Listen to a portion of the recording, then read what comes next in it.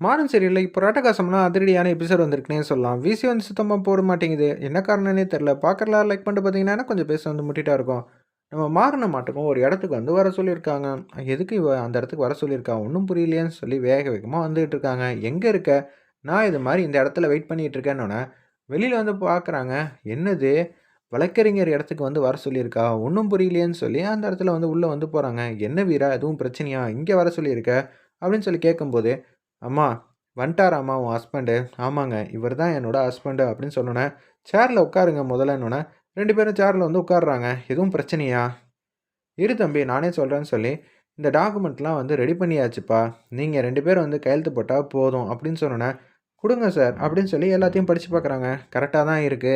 நீ இதில முதல்ல கையெழுத்து போடுங்கிற மாரி மாறன பார்த்து கேட்குறாங்க. நம்ம வீரா, என்னது மொட்டையா ஃபோன் அடிச்சு வர சொன்னேன். என்ன ஏதுன்னு கேட்டா வழக்கறிஞர் முன்னாடி வந்து உட்கார சொல்லியிருக்கேன். சரி, அதுவும் போனா போதுன்னு விட்டுட்டு, என்ன பிரச்சனை, ஏது பிரச்சனைன்னு கேட்டாலும் சொல்ல மாட்டேங்கிற. எதுக்கு இப்ப பேப்பர்ல வந்து கையெழுத்து வந்து கேட்குற? எனக்கு தெரிஞ்சே ஆகணுங்கிற மாரி சொன்னோனே வந்து, வேற ஒண்ணும் இல்ல. விவாகரத்து பேப்பர்ல உன்ன கையெழுத்து வந்து போட சொல்றேன். நம்ம 2 பேரும் வாழ்ந்த வரைக்கும் போதும். பிரிஞ்சிரலாம் அப்படின்னு சொல்லும்போது, என்னடி நினைச்சுக்கிட்டு இருக்க? நான் அது மாரிலாம் உனக்கு குடுக்குறேன்னு சொல்லவே இல்லையே! அம்மா, தம்பிகிட்ட எந்த வார்த்தையும் சொல்லாம தான் கூட்டிட்டு வந்திருக்கீங்களா? ஐயய்யோ! 2 பேரும் ஒண்ணா வந்து பேசி, முடிவு பண்ணி இருந்தா மட்டும் தான், உங்களுக்கு கிடைக்க வேண்டியதெல்லாம் சீக்கிரம் கிடைக்குங்கிற மாரி சொல்றாங்க. இத கேட்டோனே வந்து பேரெதிர்ச்சியா பட்டமாயிடுறாங்க மாறன்.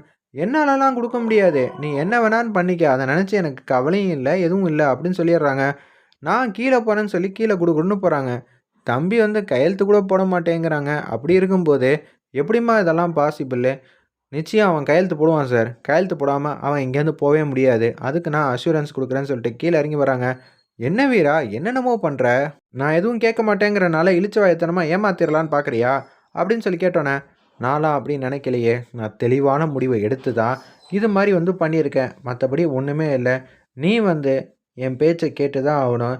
எதுல வேணாலும் கேட்கலாமா? நீ தானே சொல்லியிருக்க, பொண்டாட்டி தப்பு பண்ணாலும் அத வந்து கேட்கணும். நீ இப்ப தப்பு பண்ற. எனக்கெல்லாம் அதுக்கெல்லாம் வந்து ஆமாஞ்சாமி பண்ணணும்னு எனக்கு அவசியம் இல்ல, தேவையும் இல்லங்கிற மாரி சொல்லிர்றாங்க அந்த இடத்துல நம்ம மாறன். நான் நல்லா இருக்கணும்னு நெனச்சேன்னா, நீ கையெழுத்து போடு. நான் 1000 வாட்டி யோசிச்சு பார்த்துட்டேன். நம்ம 2 பேரும் சேர்ந்தெல்லாம் இருக்கவே முடியாது. அதனால தான்டா பிரிஞ்சிடலாம்னு நெனைக்கிறேன் அப்படின்னு சொல்லும்போது, அதுக்கு நான் தான் கிடைச்சேனா? நான் குடுக்கணும்னு நெனைக்கவே இல்லையே. வேணும்னா நீ அந்த பத்திரத்தில வந்து கையெழுத்து போட்டுக்க. என்கிட்டலாம் ஒண்ணும் கேட்காதன்னு சொல்லும்போது, "ஏய்! நான் கையெழுத்து போட்டா எப்புட்றா வந்து செல்லுபடி ஆகும்? 2 பேர் போட்டா தான்டா கரெக்ட்டா இருக்கும்." அப்படின்னு சொல்லிட்டு இருக்காங்க வீரா. அதுக்கு நான் தான் கிடைச்சேனா? வேற ஆளாவது பார்த்துக்கன்னு சொல்லி பைக் எடுத்துட்டு அவங்க பாட்டுக்கு போயிட்டே இருக்காங்க.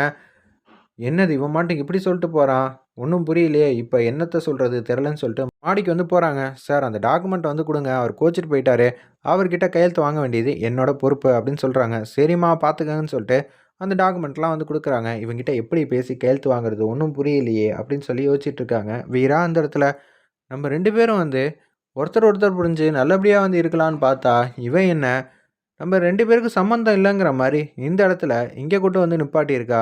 ஒண்ணும் புரியலையே! இது தெரியாம வந்து வள்ளி வேற வீராக்கு வந்து ஓவரா வந்து சப்போர்ட் பண்ணிட்டு இருக்காங்களே! இது எங்க போதுன்னு தெரியல.